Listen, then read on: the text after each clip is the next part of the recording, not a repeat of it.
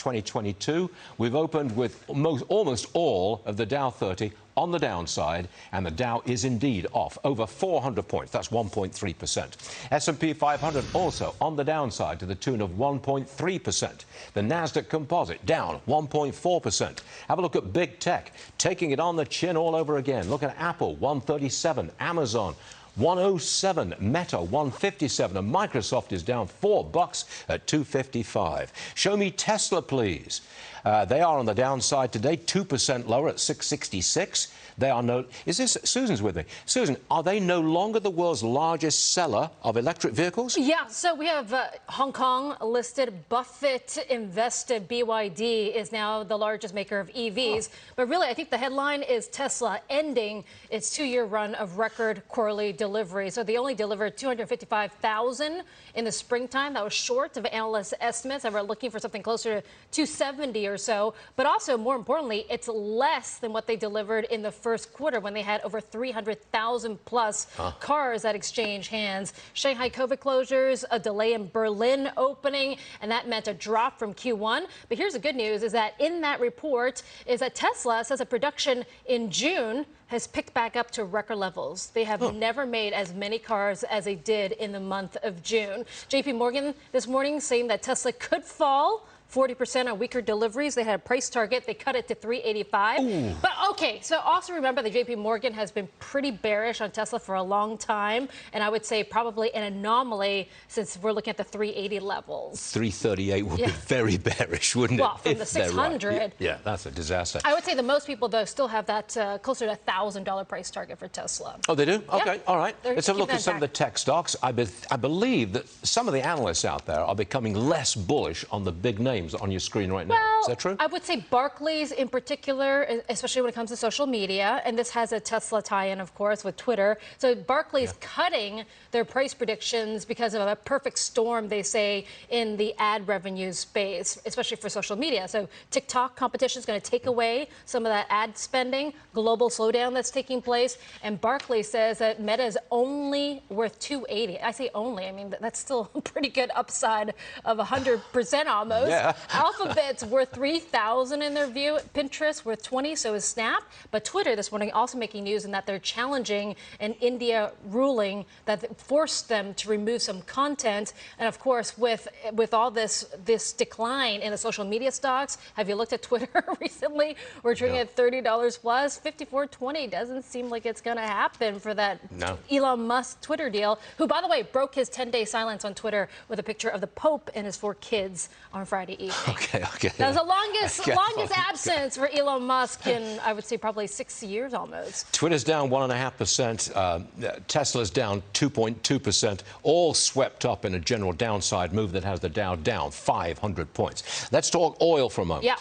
Warren Buffett has been buying up shares of Occidental Petroleum. Yes, that's right. So that's a thumbs up, right, from Warren Buffett. Although Carl Icahn has been sold out of Occidental. So which billionaire has it right? Berkshire is doubling down, again, upping their stake in Occidental. So they bought almost close to $10 million more shares. So they have a stake now worth 17.5%. But it makes sense with oil prices. I think it crossed 111 last night. Exxon says that... Way down this morning. Way down this morning. But again, that's on growth concerns, I think, global growth concerns. It is, recession.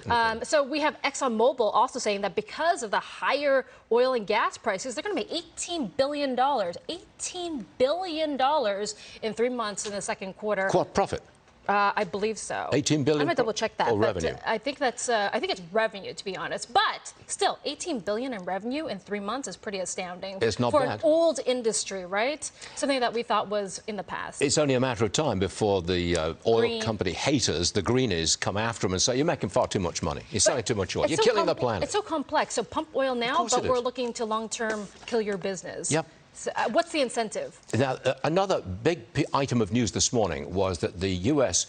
is looking at cutting some of the tariffs on China products that were imposed by President Trump. Now, my question is, if they did this, what would be the impact on American stocks?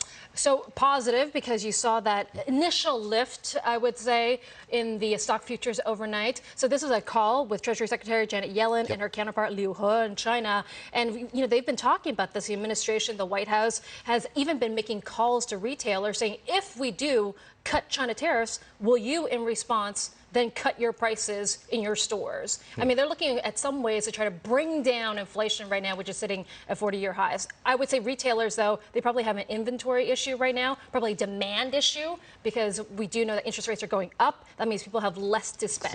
Exactly. It's a very complex thing, isn't it? We never talk about currencies and the value of the dollar. Well, there's news this morning. The euro is at I think it's a 20-year low against our money, our dollar. Now, my question is, what does that 20-year low for the euro mean to you and I? Well, it's gonna make your European vacations a little bit cheaper, I think. don't go to Europe on vacation. So we're looking at 102. So that is the weakest since December 2002. Oof. And the reason? Well, there are multiple factors, as you know. Have you looked at natural gas this morning, by the way? Down again. Yeah, but in the $5 range now. But forecasts go up 700% because of the winter upcoming, also the strikes at some of these natural gas plants. That has a factor in there. But also, I would say it's the differential in interest rates. The Europeans, the ECB, it's European Central Bank. Yep. I don't know how many acronyms they use here.